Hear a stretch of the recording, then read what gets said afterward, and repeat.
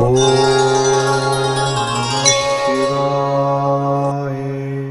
குருப்யோ நம. ஸ்பிரிச்சுவல் ஜோதிடம் என்ற காணொலி மூலம் உங்களை சந்திப்பதிலே பெருமகிழ்ச்சி. வணக்கம் நண்பர்களே. இந்த 6ஆம் தேதி ஜூலையிலிருந்து 12ஆம் தேதி ஜூலை வரைக்குள்ள காலகட்டங்களில் பூரட்டாதி என்கிற நட்சத்திரத்திலிருந்து ரோகிணியில் உச்சம் பெற்று மிருகசீஷம் வரை சந்திரன் செல்ல இருக்கிறார். பூரட்டாதினா குருவின் நட்சத்திரம், ரோகிணினா சந்திரனின் நட்சத்திரம், அண்ட் மிருகசீஷம்னா செவ்வாய் நட்சத்திரம். இப்படி இந்த நட்சத்திர பாதையிலே செல்லும் போது நமக்கு என்னெல்லாம் பலன் வரும்னு பார்க்கணும். அதே போல் இந்த வாரத்தில் முக்கியமான நிகழ்வுகளில் நிறைய நல்ல நிகழ்வுகள் கிடைக்கிறது. 6ஆம் தேதி சஷ்டி விரதம் ஆரம்பமே முருகனுக்கானது. 7ஆம் தேதி காலாஷ்டமி, அந்த மத்தியான வேளையில் வர அஷ்டமி நாளைனா துர்கைக்கு நம்ம செவ்வாய்க்கிழமை அஷ்டமி வந்தால் துர்கையை வழிபடுவது ரொம்ப நல்லதாயிடும். 8ஆம் தேதி புதனின் அஷ்டமியாக கண்டினியூ பண்ணும். அப்போ விஷ்ணுவின் வழிபாடு, இந்த குழந்தை இல்லை அப்படிங்கிறவங்களுக்கெல்லாம் குழந்தை பாக்கியம், படிக்கல சார் குழந்தைகள் அப்படிங்கிறதுக்கு அவங்களுக்கெல்லாம் ரொம்ப நல்ல விஷயங்கள் நடக்கக்கூடியது. அதுபோல் 10ஆம் தேதி அபாரா ஏகாதசி என்ற ஏகாதசி, அதாவது நம்மளுடைய மனதில் இருக்கக்கூடிய அழுத்தங்கள் கலக்கங்கள் எல்லாத்தையும் தீர்க்கக்கூடிய ஏகாதசி விரதம். அதுபோல வாரத்தின் கடைசி நாளான ஞாயிற்றுக்கிழமை என்று பிரதோஷம். அந்த பிரதோஷத்தில் ஒரு முக்கியமான விஷயம் என்னன்னாக்க மனசுல மரண பயம்னு சொல்லுவோம் இல்லையா, அந்த பயத்தை நீக்குவது. இப்படி பல விஷயங்களை தாங்கி வரக்கூடிய வாரம் இது. இப்படி இருக்கும்போது நம்ம ஒவ்வொரு ராசிக்கும் எப்படி பலன் இருக்குன்னு பார்க்கணும் இல்லையா, வாருங்கள் காண்போம். வணக்கம் துலாம் ராசி நண்பர்களே. இந்த வாரத்திலே தொழிலுக்குரிய இந்த சந்திர பகவான் எப்படி பயணம் செய்கிறார் அப்படின்னு பார்க்க போறோம். புரட்டாதி அப்படிங்கிற நட்சத்திரத்தின் மேலே பயணம் செய்வார். குருவின் சாரம், குரு தொழிலில் உட்கார்ந்துருக்கார், 10ஆம் இடத்துல உட்கார்ந்துருக்கிறார். அப்போ நிறைய மாற்றங்களை எதிர்பார்க்கலாம். வாழ்க்கையிலே முன்னேற்றங்கள், தொழில் வரையிலே சம்பள உயர்வு, இடப்பெயர்ச்சியினால் வரக்கூடிய லாபம், எல்டிஏ போன்ற விஷயங்கள், நல்ல ஒரு பொசிஷன், பதவி, இதெல்லாம் கிடைக்கிறதுக்கு நமக்கு ஏக்கங்கள் இருக்கும் இல்லையா, அதுக்கான ஆலோசனைகளை கரெக்டாக வச்சு நீங்கள் போனீங்கன்னா கரெக்டாக கிடைச்சிடும். உங்களை தடை பண்ணி கொண்டிருக்கிற தடை கற்கள் விலகுவதற்கான வாய்ப்புகள் உண்டு. சனி பகவான் சந்திரனுடன் சேர்வார் மீனராசியிலே இந்த 7ஆம் 8ஆம் தேதியில். அப்போ யோகத்தினுடைய லாபம் அப்படிங்கிறது நிறைய இருக்கும். வெளி வர்த்தக தொடர்பு, வெளிநாட்டு தொடர்புகள், மறைமுக தொடர்புகள், இதெல்லாம் லாபத்தை கொடுப்பதாக இருக்கும். சீக்ரெட் லைஃப் அப்படிங்கிறதெல்லாம் உங்களுக்கு பலன் உண்டு. 7ஆம் இடத்துக்காரரானவர் 8லே அமர்ந்து 2ஆம் இடத்தை பார்க்கிறார் அப்படிங்கிற செவ்வாயின் பார்வையினாலும் இந்த வாரத்திலே குறிப்பாக சில காரியங்கள் உங்களுடைய கூட்டு தொழில் செய்பவர்னால கலவரம் வருவதற்கும் வாய்ப்பு உண்டு. அவர் ஏதோ சொல்வார், நீங்கள் ஏதோ சொல்லுவீங்க, புரிதல் இல்லாத குழப்பங்கள் வருவதற்கும் வாய்ப்பு உண்டு. அதனால் கொஞ்சம் பார்த்துக்கிடுங்க. இதே நிலைதான் கணவன் மனைவிக்குள்ளாரையும். உங்களுடைய வார்த்தையின் தெளிவான ப்ரொனவுன்சியேஷன் இல்லாதனால சில சிக்கல்களை நீங்கள் சந்திக்க வேண்டும். லூஸ் டாக்ஸ் அப்படின்னு சொல்லுவான் ஆங்கிலத்தில். 9ஆம் இடத்திலே சூரியன் அமர்ந்து கொண்டிருப்பது நல்லது. உங்கள் ராசியின் சுகஸ்தானத்தை பார்க்கிறதுனால சுகங்களுக்கான வாய்ப்புகளை அதிகப்படுத்தி கொடுப்பார் லாபத்தின் மூலமாக.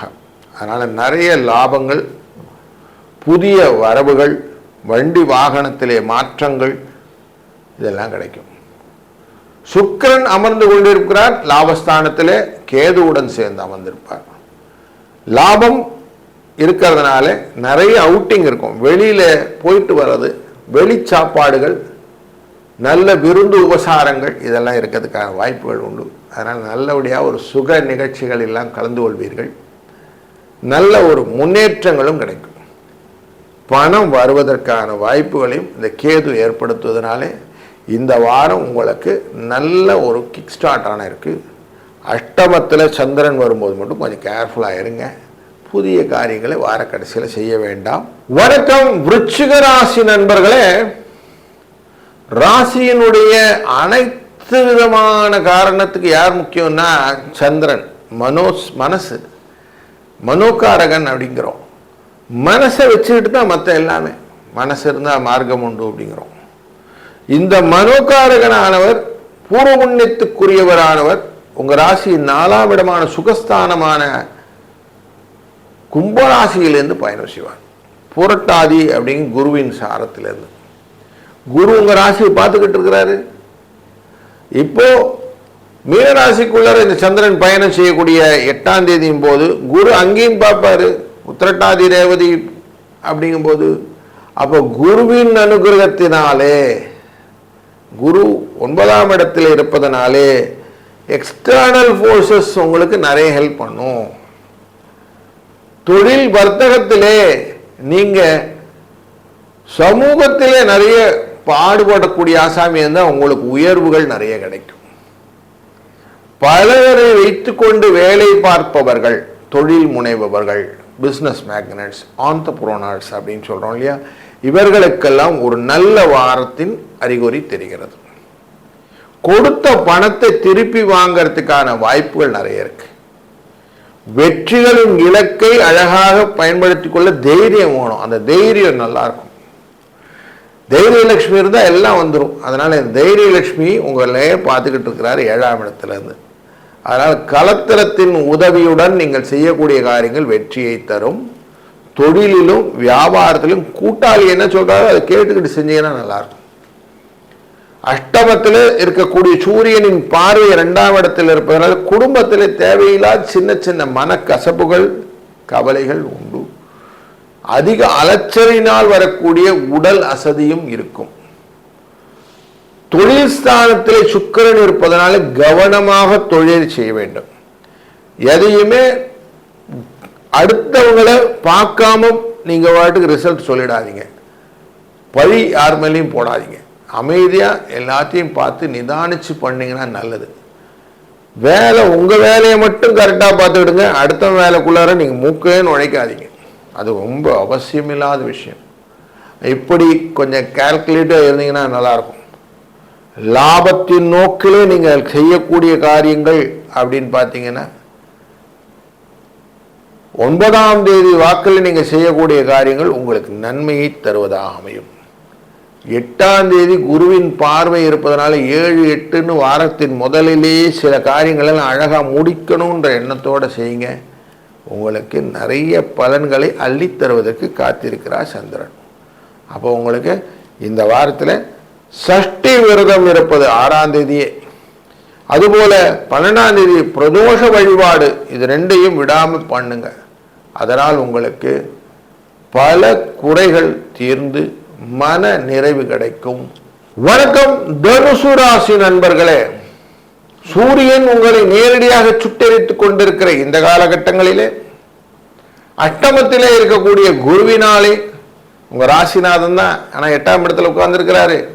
பார்வையை 2ஆம் இடமும் 12ஆம் இடமும் உங்களுடைய 4ஆம் இடத்து மேலே வைத்துக் கொண்டிருக்கிறார். இந்த நேரத்தில் இந்த அஷ்டமத்துக்குரிய சந்திரன் அப்படிங்கிறவர் புரட்டாதியிலிருந்து, குருவின் சாரத்திலிருந்து, சனியின் சாரம், புதனின் சாரம், கேதுவின் சாரம், சுக்கிரனின் சாரம், சூரியனின் சாரம், சந்திரனின் சாரத்தில் உச்சப்படுவது ரோகிணி நட்சத்திரத்திலே, பின்பு செவ்வாய் அப்படிங்கிற மிருகசீஷம் வரைக்கும் போவார். இப்போ இந்த சைக்கிள் அப்படிங்கிறது உங்களுடைய ராசியின் 6ஆம் இடத்துக்குள்ளார போகும். 6ஆம் இடம்ங்கிற சத்ருஸ்தானத்தில் இந்த வாரம் முடியும். முயற்சியிலிருந்து சத்ரு அப்படின்னு சொல்லக்கூடிய விஷயங்கள் வரும். அப்போ நிறைய முயல்வதற்கான வாய்ப்புகள், புதிய ஐடியாஸை கிரியேட் பண்ணக்கூடிய தாட் ப்ராசஸ், இதை செய்யணும் அதை செய்யணும்னு எடுத்து வச்ச லிஸ்டெல்லாம் எக்ஸிக்யூட் பண்ணணுன்ற திறன், பயணங்கள், இதெல்லாம் நடக்கும். அதில் கொஞ்சம் ஆரோக்கிய தட்டுப்பாடுகள் எல்லாம் உண்டானாலும் வார கடைசியில் இதான் சாதிச்சிட்டோம் அப்படிங்கிற எண்ணத்தோடு இருக்க போகிறீங்க. அதனால் சத்தியமேவ ஜெயத்தை என்ற மாதிரி உங்களது இந்த வாரம் நீங்கள் செய்கிறதெல்லாம் ஜெயமே அப்படின்னு எடுத்துக்கலாம்.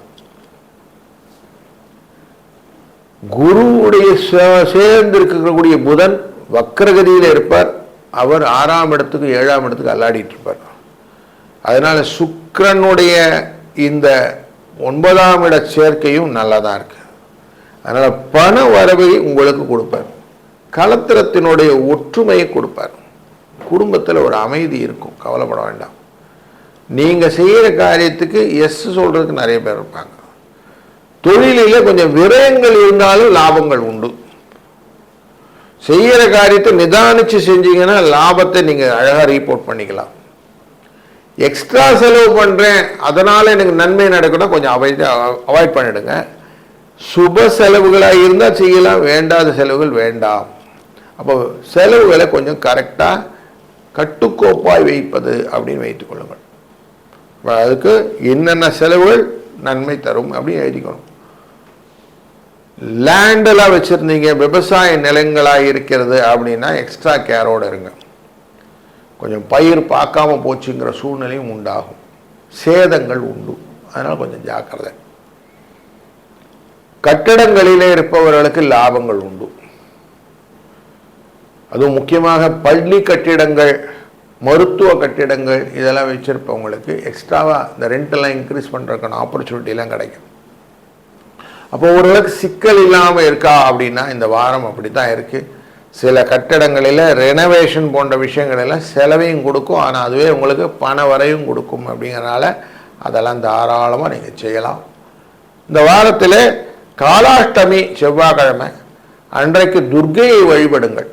துர்க்கையை வழிபடுவதனாலே மனதிலும் அந்த அஷ்டமத்தில் இருக்கக்கூடிய குருவினுடைய தன்மையினாலே வரக்கூடிய பயங்களையும் நீங்கள் நீக்கிக் கொள்ளலாம்.